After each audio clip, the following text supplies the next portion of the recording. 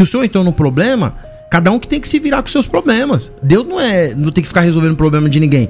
Agora, muita verdade é que se Deus não vem resolver os nossos problemas, nem vivo nós estaríamos. O senhor conhece alguém que tem dom de cura? Eu. O senhor? Um prazer. O senhor pode ir comigo no hospital, então? Vamos, eu vou. A gente saindo daqui vai agora, o hospital que o senhor quiser. Certo. Nós vamos o seguinte, nós vamos em pacientes que sofrem de síndromes cromossômicas, doenças neurodegenerativas como esclerose lateral amiotrófica, e eu gostaria de ver o dom de curas em Eu vou operação. com o senhor, eu faço esse desafio. Eu vou com o senhor e Deus vai curar. Se Deus curar, o senhor acredita no evangelho que eu prego? E se Deus não curar, eu vou para a igreja do Senhor. Vamos fazer esse desafio ao vivo. Se eu mostrei que Jesus deu essa autoridade para os discípulos, o senhor tá falando então que não foi o pastor Paulo que se equivocou, foi Jesus. Mas eu faço uma pergunta para o senhor. Onde estão as pessoas curadas? Todas as pessoas curadas, outra vez, tiveram algum modo de cessar a sua própria vida. A paz de Cristo, amado. Você está no canal Motivando com Jesus. É um debate quente, polêmico aí a respeito do dom de cura. Será que o dom de cura ainda existe nos dias de hoje?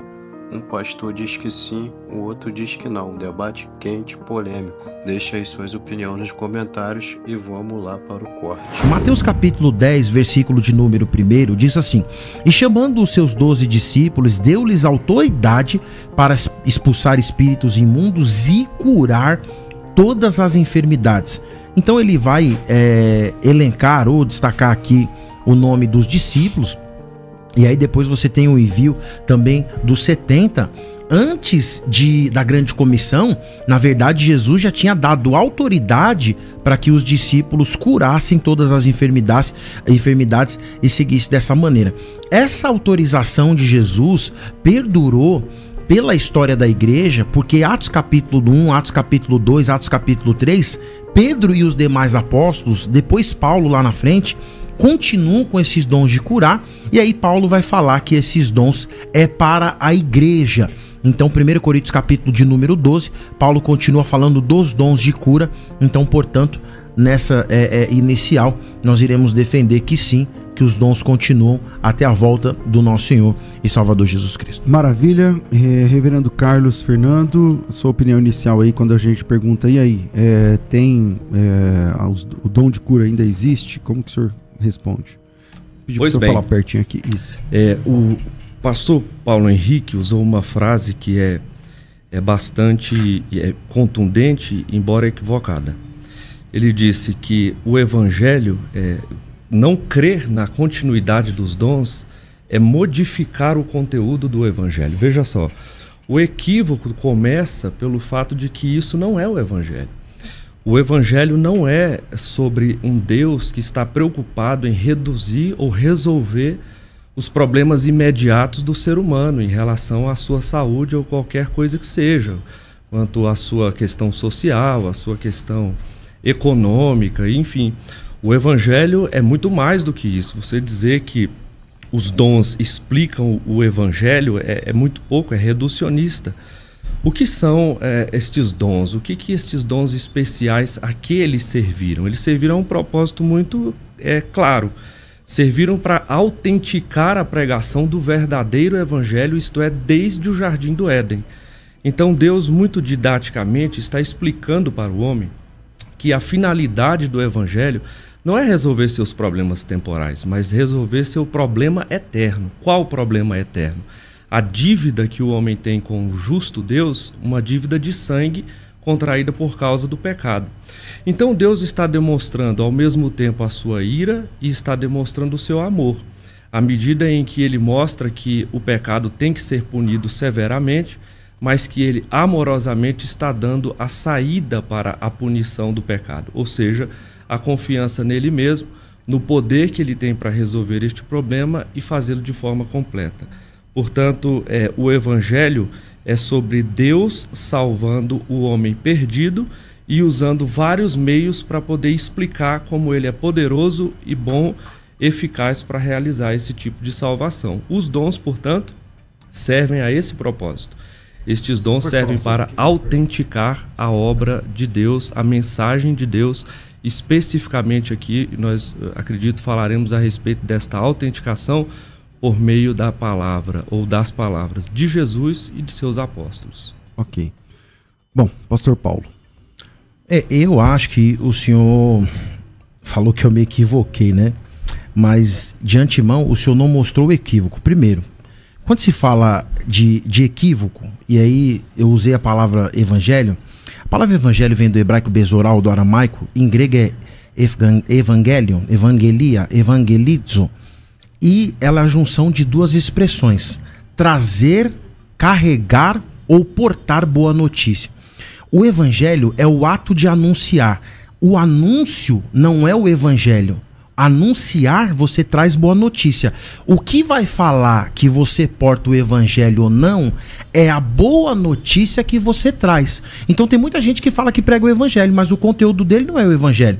Então quando você fala que eu me equivoquei, estou definindo a palavra para mostrar para o senhor que, baseado no que diz o texto, não há equívoco nenhum. Agora, se eu mostrei que Jesus deu essa autoridade para os discípulos, o senhor está falando então que não foi o pastor Paulo que se equivocou, foi Jesus. Agora, a grande questão aqui é o seguinte: se a gente pegar os textos das escrituras no ministério de Jesus, o senhor está dizendo que a cura é como se Deus, em momento nenhum eu falei que Deus vai resolver meus problemas pessoais. Se o senhor entrou num problema, cada um que tem que se virar com seus problemas. Deus não tem que ficar resolvendo o problema de ninguém. Agora, muita verdade é que se Deus não vem resolver os nossos problemas, nem vivo nós estaríamos. Essa é a grande realidade. Porque a gente entra em umas aí que só Deus para resolver. A culpa é dele? Não, a culpa é de quem entra em problema. Agora, vamos mostrar 10 textos que Jesus cura e é o evangelho, porque o evangelho é a boa notícia. Primeiro, Mateus capítulo 8, versículo 1 a 4, Jesus cura um leproso. Isso não é o evangelho? Mateus capítulo 8, versículo 5, Lucas 7, 1, 10, Jesus cura o servo do centurião. Em Mateus 8, 14, 15, Marcos 1, 29, 31, Lucas 4, 38, 39, Jesus cura a sogra de Pedro. Jesus cura muitos enfermos ao entardecer, em Mateus 8, 16, 17, Marcos 1, 32, 34. Jesus cura um paralítico em Mateus capítulo 9, versículo 1. Jesus cura a mulher de hemorragia do fluxo de sangue em Mateus capítulo 9, versículo 20. Enfim, se Jesus não pregava o evangelho, se o conteúdo da mensagem que Jesus pregava não fosse o evangelho, então Jesus não deveria curar ninguém. As pessoas não deveriam procurar Jesus com a esperança de uma cura. Então o que o senhor está falando na verdade é contra o evangelho de Jesus. O que eu estou dizendo é que Deus não tem obrigação nenhuma, mas ele chama os discípulos, mostrado em Mateus capítulo de número 10, dizendo: vão e curem os enfermos. Isso aqui é um imperativo. A grande comissão de Mateus capítulo 28 não é a grande comissão sem os dons de cura. Paulo não começa a igreja, aliás, quando a igreja começou, em Atos capítulo de número 2, Pedro tinha muito dinheiro, porque o pessoal vendeu quase 3.000 almas, colocou dinheiro no pé dos apóstolos. Barnabé tinha vendido um campo, o campo custava muito dinheiro. Na hora que o paralítico fala pra ele assim, ó, faz alguma coisa por mim, ele fala: não tenho ouro nem prata, tinha dinheiro. Só que ele tinha algo melhor pra dar. O que eu tenho eu te dou. Com quem deu pra ele isso aí? Foi Jesus. Levanta e anda em nome do Senhor Jesus. Então assim, desculpa, com todo respeito e carinho, eu não me equivoquei. Aqui está a definição gramatical e morfológica da palavra e mostrado na prática que o evangelho é a mensagem de Jesus seguido dos sinais, e esses sinais vão seguir todo aquele que crê no nome dele. Reverendo Carlos. Todos os textos que o senhor falou a respeito de cura são verdade. É verdade, houve cura. Mas eu preciso lembrar o senhor outra vez. O evangelho não é sobre resolver problemas temporais. Mas quem falou que é? O senhor. Não, eu não falei que é. Quando o senhor disse que, por exemplo, as curas acabaram, isso não é evangelho, isso é contrariar o próprio Cristo. Veja bem, deixa eu explicar uma coisa para o senhor de novo. Todas as vezes que Jesus fez essas coisas, ele tinha um propósito. É fazer com que as pessoas entendessem a grande mensagem do evangelho. Quando a gente conta uma história para uma criança na escola, a gente procura ser muito didático, não é? A gente escolhe lá uma historinha qualquer, a história do jacarezinho egoísta, a gente conta passo a passo, mas aquela história não é sobre jacaré, não é sobre o Pantanal, aquela história é sobre uma lição moral muito grande que está por detrás dela. Mudando o que tem que ser mudado, isso é o evangelho. Deus gastou, pastor Paulo Henrique, mais ou menos 1.500 anos para nos contar uma grande história. Qual é a grande história? De que no final nós seremos glorificados. O homem que caiu no jardim do Éden, Adão, por causa da história da serpente, porque deu ouvido a ela, precisa ser restaurado à sua condição original. Como é que o ser humano vai entender que existe um Deus que ele nunca viu face a face e que é poderoso para transformar a sua realidade eterna, especialmente notada no momento em que ele fechar os olhos nesta vida, ou seja, depois da morte? Como é que alguém vai confiar nisso? Ora, Deus gastou 1500 anos para contar essa história. Todas as vezes que Jesus curou alguém é porque ele estava dizendo: eu sou a ressurreição e a vida. Alguém que diz que é capaz de ressuscitar precisa primeiro provar que é capaz de curar. E logo depois, quando ele continua falando a respeito disso, na progressão do seu ensino, grave bem essa expressão, a gente vai ver Jesus mostrar que ele também era poderoso para levantar quem já havia morrido. Mas eu faço uma pergunta para o senhor: onde estão as pessoas curadas? Todas as pessoas curadas, outra vez, tiveram algum modo de cessar a sua própria vida, seja por outra enfermidade, seja pela sua própria idade. As pessoas que Jesus ressuscitou, nós não encontramos com nenhuma delas na padaria hoje pela manhã, não é verdade? Porque todas voltaram a morrer. Porque as curas e também a ressurreição não é não é o fim de uma história, é o meio de uma história. E qual é o fim dessa história? É a prova de que aquele que é poderoso para curar, de que aquele que é poderoso para transformar e até para ressuscitar, é poderoso para glorificar e fazer com que o homem retome a sua condição original de perfeição, onde não haverá mais necessidade de cura e nenhuma dessas coisas. Eu, antes de devolver aqui a palavra, faço, por exemplo, uma lembrança a todos nós em relação a esse período de pandemia, né? A gente viu nas páginas do Evangelho, de Atos, enfim, os apóstolos andando e até as sombras dele curando, não é assim? Interessante, porque a gente viu muita gente prometendo cura, mas a gente nunca viu uma pessoa atravessar uma UTI com este tal dom de cura e levantando-se então de um por um as pessoas que passavam a sombra dele por cima, demonstrarem que ele de fato tinha esse dom, não é? Eu sei que é muito embaraçoso para os continuistas esse tipo de agenda, a gente perceber que o dom de fato cessou, porque a gente tem pessoas sendo curadas, é fato isso, né? Mas não se trata do dom como ele aconteceu na primeira era apostólica, e se houver ocasião a gente fala sobre isso. Pastor Paulo. Eu não sei se o senhor entendeu o tema, mas o tema é assim: existem curas nos dias de hoje, e aí eu estou mostrando, biblicamente, que além de Jesus... O tema é se existe o dom de cura. Isso, existe o dom de cura hoje. Mostrando biblicamente que o ministério de Jesus era regado de cura. Aliás, é até difícil para vocês, quando eu falo vocês, sensacionista, mostrar Jesus esbarrando alguém que procurava ele numa esperança de ser curado. E aí... Lucas capítulo 4, versículo 40, é bonito o discurso, mas eu vou fazer o discurso em cima da Bíblia. Lucas capítulo 4, versículo 40 diz assim: ao pôr do sol,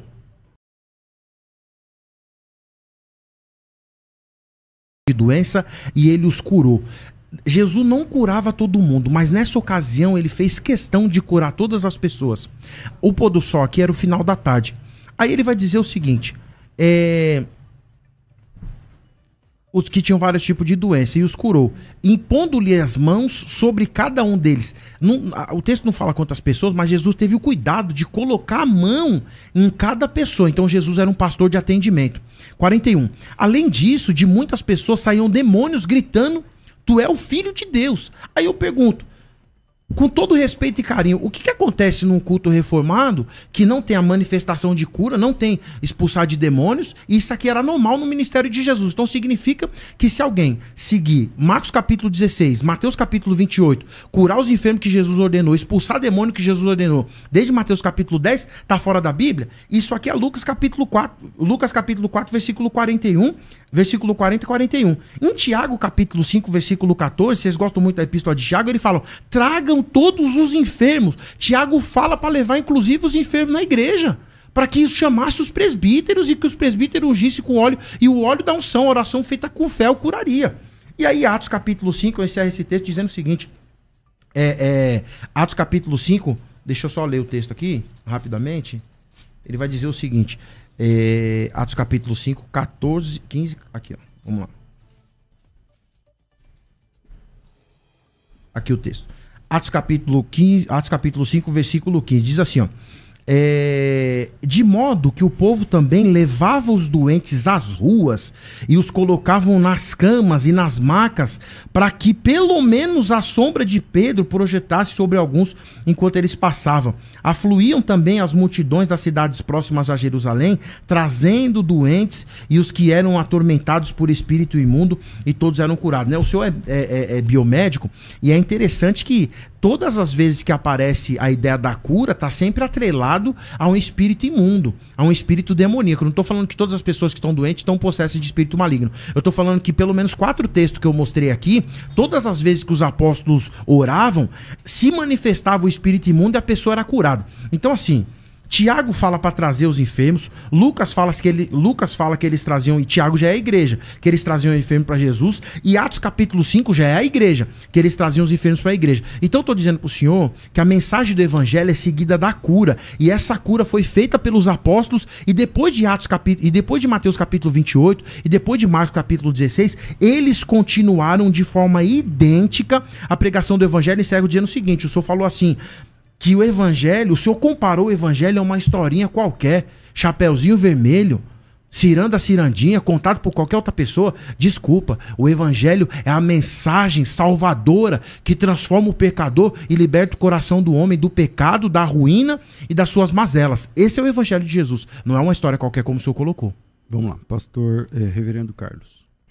Eu começo lamentando que o senhor não compreenda o que significa uma metáfora, não é? Uma figura de linguagem, uma explicação por comparação, né? Obviamente que como pastor eu jamais reduziria o evangelho a uma historinha, né? Mas que foi o exemplo que o senhor utilizou. Mas o senhor foi infeliz no comentário. Mas foi o senhor que comentou. Eu usei o comentário, então, mas em algum quando momento o senhor quiser fazer uma comparação, o senhor usa a expressão como. Só um pouquinho. Semelhante. Em algum momento eu disse que o evangelho é como uma historinha. O senhor disse, está gravado aí.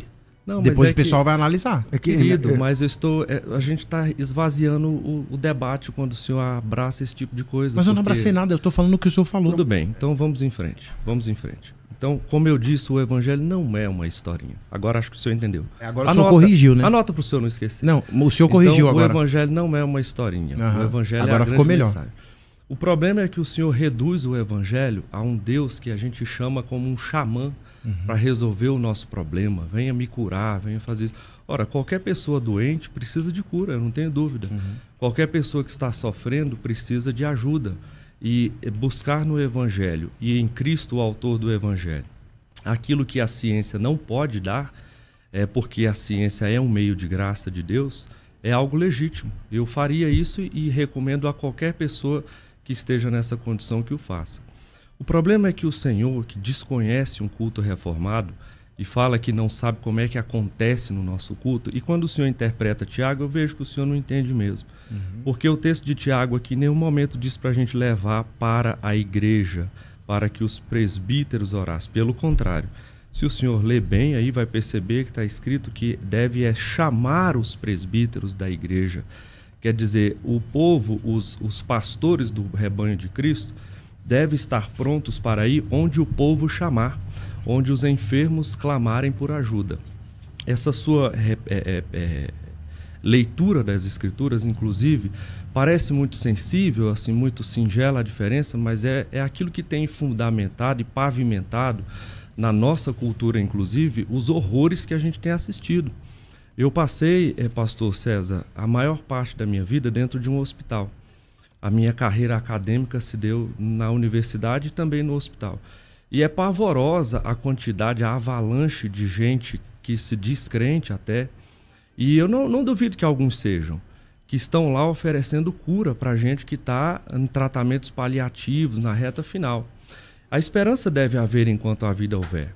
Mas o problema é que são muitos os que entram nessa lacuna para oferecer uma cura, para oferecer um tipo de transformação da realidade baseada em passar óleo sobre uma pessoa e outros atos místicos mais, como de comer uma santa ceia que foi ungida, algo que beira até o catolicismo romano com a coisa de jogar uma água ungida em cima de uma pessoa. Quer dizer, Isso tudo mais se aproxima de um catolicismo místico, mais se aproxima de algo tão distante da realidade das Escrituras e que a prova, as evidências mostram o grande equívoco. É claro que eu acredito que deve ser horrível ter essa experiência sua de lida no hospital e ver, por exemplo, o término da vida o tempo todo, lidar com pessoa lá no câncer, fazendo, enfim, na reta final.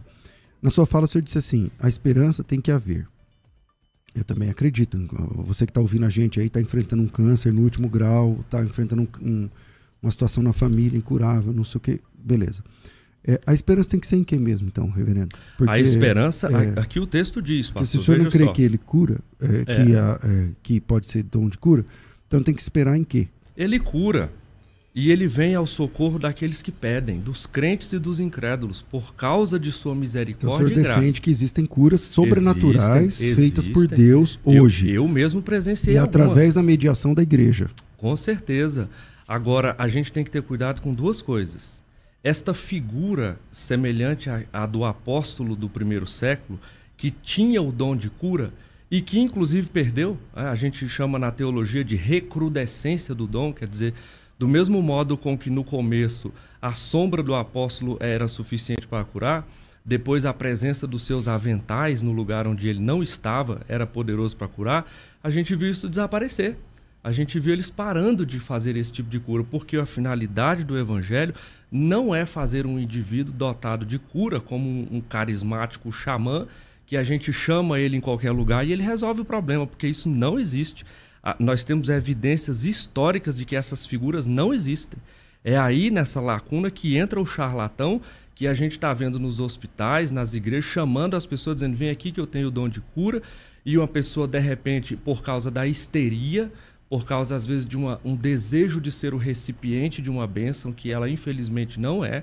Ela diz, eu tinha um caroço que sumiu, eu tinha uma dor que acabou, eu tinha um problema de pedra nos rins. Engraçado, a gente vê as pessoas sendo curadas desses tipos de coisa, mas a gente, por que não vê gente ser curada, por exemplo, de doenças tão graves como Alzheimer, como Parkinson?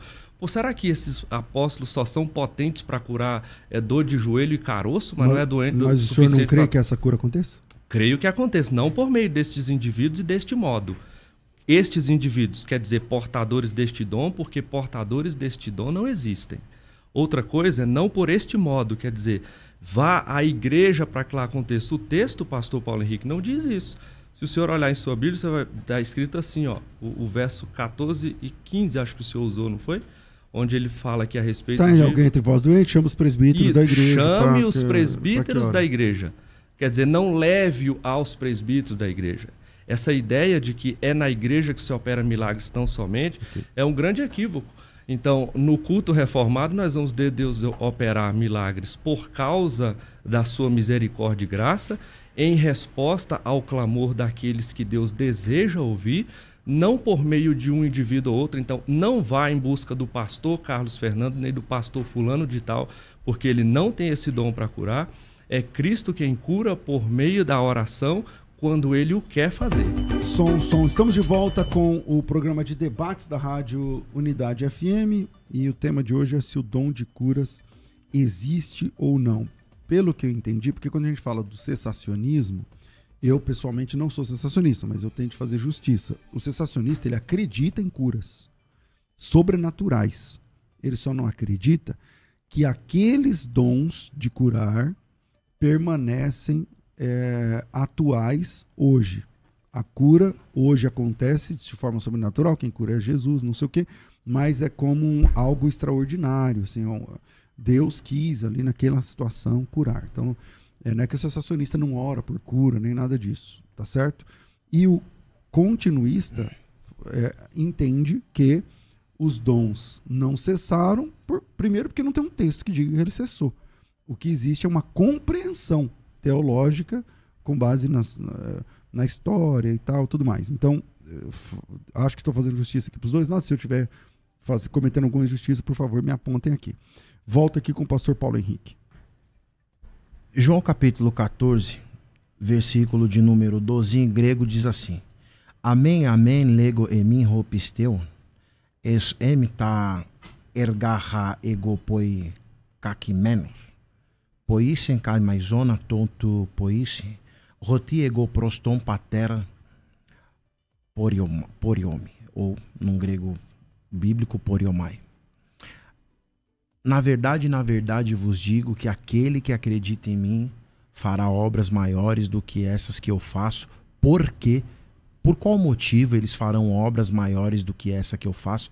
Porque eu vou ou eu estou indo para o meu Pai. Então, esse texto fica claro que Jesus estava indo para o Pai, e indo para o Pai, ele deixa uma ordem dizendo que é o seguinte, que quem cresce nele realizaria obras maiores do que aquelas que ele realizou, e essas obras também estão relacionadas à cura.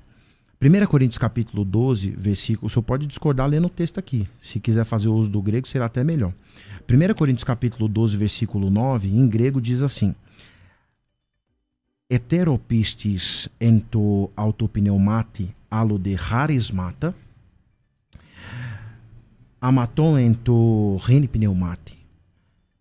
E a outro, a fé, pelo mesmo Espírito, dons de curar. Pneumata é uma expressão no plural. Eu vou fazer uma pergunta para o senhor, para a gente deixar o debate equilibrado. A expressão dons de cura, né?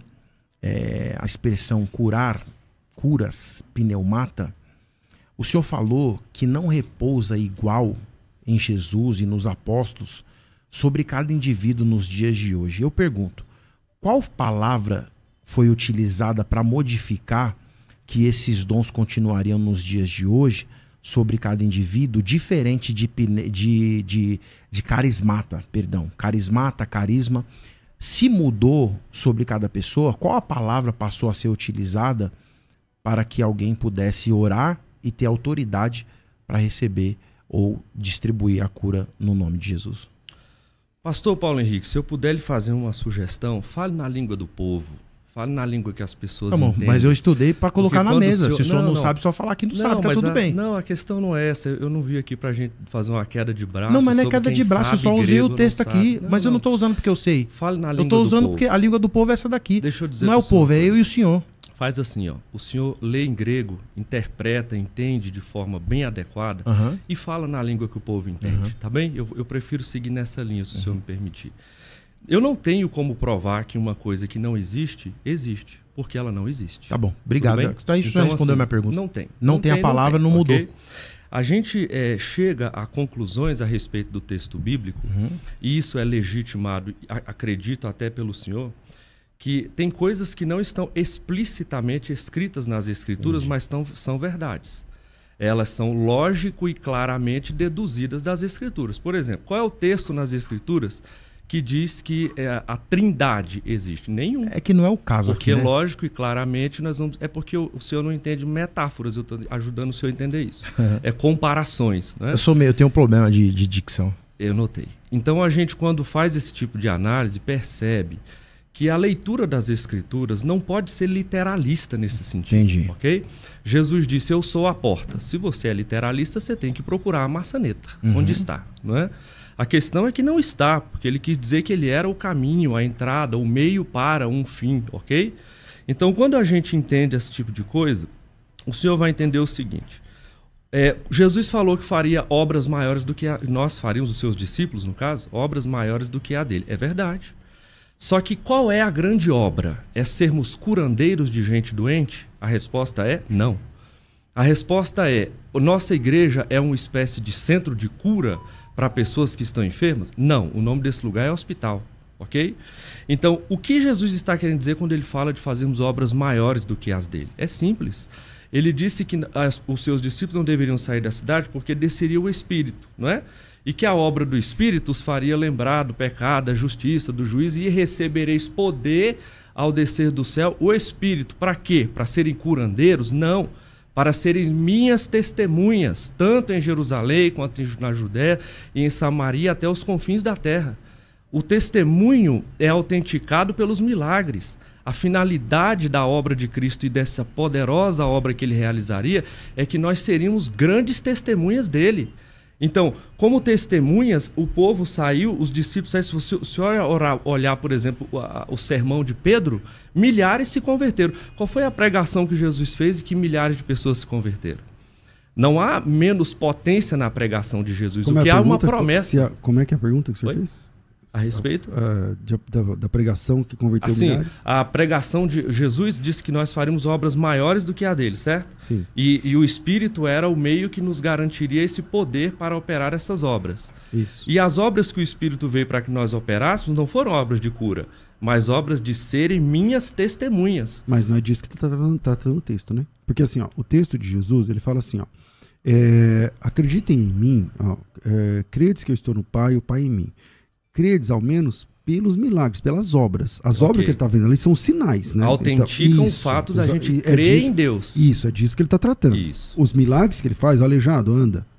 Então, se você não crê no que eu estou falando, veja os sinais que eu estou mostrando e esses sinais autenticam o que eu estou falando. Isso aí. Então é isso que ele está falando. Okay. Aí, na sequência, ele fala assim, inclusive, vocês, aqueles que creem em mim, também farão esses sinais ainda mais ou maiores, porque eu vou para junto do Pai. Não está falando que a igreja também tem essa... mostra esses sinais para que as pessoas creiam no Evangelho? Não é disso? O princípio, pastor, é que a gente precisa interpretar a parte à luz do todo, e não o todo à luz da parte. Então, eu preciso olhar para a grande história das Escrituras para entender esta parte, porque a grande história é o todo. Qual é a grande história? As Escrituras não é um livro sobre nós resolvermos problemas de doença. Ela é um livro sobre Deus resolvendo o problema do pecado, inclusive, que é fazer alguém entrar no céu. Concordamos, acho que ninguém discorda disso. Porém, para fazer isso, ele também cura pessoas, certo? Também cura. Não também é o principal, cura. mas existem também curas. Cura. Mas essas curas, ele não está dizendo que a igreja que vai vir depois dele, porque ele fala assim, vocês farão obras maiores que essa, porque eu vou para junto do Pai. Então não está falando só daquele círculo. Então concordamos que as obras dele são curas. Mas não está dizendo, Jesus não está garantindo que a igreja viveria isso, vivenciaria curas. Com certeza. E a gente não vivencia? Então o assunto aqui é curas, né? Você tinha dito que não é. Mas a gente não vivencia cura? O tempo todo. Então, elas autenticam o que a grande mensagem das Escrituras estão nos mostrando. O quê? Que o nosso Deus é poderoso para curar a carne, para curar a alma e para curar perfeitamente uma pessoa a ponto de glorificá-la, ou seja, de fazê-la nova e perfeita, como perfeito e novo era Adão no Jardim do Éden. Okay. Então, o problema disso tudo é que o seguinte, a grande obra da igreja e dos discípulos está sendo apagada, ofuscada por essa ideia de que nós precisamos de gente com dom de cura e de que a gente precisa buscar estas curas e levar as pessoas doentes a essa igreja a qualquer custo, em qualquer tempo, porque esse é o grande negócio. E muita gente já descobriu que esse é o grande negócio, no ponto de vista financeiro. Todo continuista pensa assim? Olha, eu não posso dizer todo porque eu não conheço todos, né? Mas eu diria que grande parte. É meio generalizada, né? Eu entendo que grande parte. Pastor Paulo. Bom, a grande questão aqui é o seguinte... João capítulo 10, versículo 12, ainda pegando o canal aqui, quando ele fala assim, obras maiores, a palavra no texto aqui é misona, num grego mais antigo é meizona. É um adjetivo neutro acusativo no plural. O que é um adjetivo? Do jeito que o senhor fala, parece que eu não sei nem interpretar, né? Isso que eu estudei grego, exegese, e não valeu nada do que eu estudei. Mas um adjetivo... ele vai qualificar a pessoa que recebe esses dons. As obras maiores, elas são, primeiro, que obras são essas no contexto disso? Eu falo de contexto, né? Primeiro tem cura. Depois você tem as palavras, porque Jesus falava. E quando ele falava, existia cura. 2. Terceiro, sinais. Jesus tinha vários sinais. 4, maravilhas. 5, prodígios. Então, pelo menos 5 pontos iniciais seriam maiores. Eu sei que a gente não está fazendo 1% do que Jesus fazia. E, na verdade, vai ser até difícil de realizar. Mas Jesus comissiona e dá autoridade para que essas pessoas que vieram depois que ele fosse para o céu... claramente atrelada à igreja, realizaria esses milagres, teriam essa qualidade, porque adjetivo denota qualidade. Agora o senhor está dizendo também que a pessoa não deve procurar os dons. Desculpa, mas se o apóstolo Paulo estivesse aqui nos dias de hoje, ele ia totalmente contra aquilo que o senhor tá dizendo, ele fala para buscar os dons espirituais, os melhores dons espirituais, inclusive, e que Deus tem interesse em distribuir os dons espirituais. Em 1 Coríntios, capítulo de número 12, versículo de número 11, ele diz assim: todas estas coisas, porém, são realizadas pelo mesmo e único Espírito, e ele distribui individualmente. Deus vai distribuir a cada um como ele quer. Ele está disposto a distribuir os dons espirituais, e não é a minha cosmovisão, não é a minha visão de mundo, não é a minha visão social. Isso aqui é a qualidade da igreja. Agora eu queria tocar num ponto aqui rapidamente, que o senhor falou. Pro senhor, claro. Entre a cura e a mensagem da salvação, qual é melhor? A mensagem da salvação é seguida de cura. Então vamos trocar o bom pelo excelente? Mas elas são excludentes, pastor? Não, é o que eu tô falando, pastor César. A mensagem da cura tá na mensagem da salvação. Porque todo mundo que Jesus curou, quem Jesus curou, era seguido da mensagem da salvação. Inclusive, e como que o senhor tá separando? Porque assim, Jesus não vai curar... Vamos buscar os melhores? Sim, então, mas tem dom espiritual. Vamos gastar mais energia levando a mensagem da salvação, menos a promessa da cura? Não, mas não tem promessa. Não tem promessa. Eu só posso dar o que eu tenho. Ou Pedro não falou isso? O senhor conhece alguém que tem dom de cura? Eu. O senhor? Um prazer. O senhor pode ir comigo no hospital, então? Vamos, eu vou. A gente saindo daqui vai agora, o hospital que o senhor quiser. Certo. Nós vamos o seguinte, nós vamos em pacientes que sofrem de síndromes cromossômicas, doenças neurodegenerativas como esclerose lateral amiotrófica, e eu gostaria de ver o dom de curas em Eu vou com o senhor, eu faço esse desafio. Eu vou com o senhor e Deus vai curar. Se Deus curar, o senhor acredita no evangelho que eu prego? E se Deus não curar, eu vou para a igreja do senhor. Vamos fazer esse desafio ao vivo. Ao vivo. Nas pessoas com doença neurodegenerativa? Do jeito que tiver. Alguma coisa impossível para Deus? Nada. Então pronto. Deixa eu só concluir o discurso aqui. Só que é o seguinte, deixa eu concluir aqui minha fala. Onde eu levar o senhor, as pessoas têm que levantar, certo? Não. Onde o senhor me levar, as pessoas têm que ouvir o que Deus quer. Não, mas elas são pacientes acamados, sem consciência. E Deus quer o que delas? Não sei. O senhor então é a vontade de Deus soberana. Deixa eu só concluir aqui. Tiago, capítulo de número 5, versículo de número 13, diz assim: se entre vocês há alguém que está sofrendo, que ele ore. Há alguém que se sente feliz, que ele cante.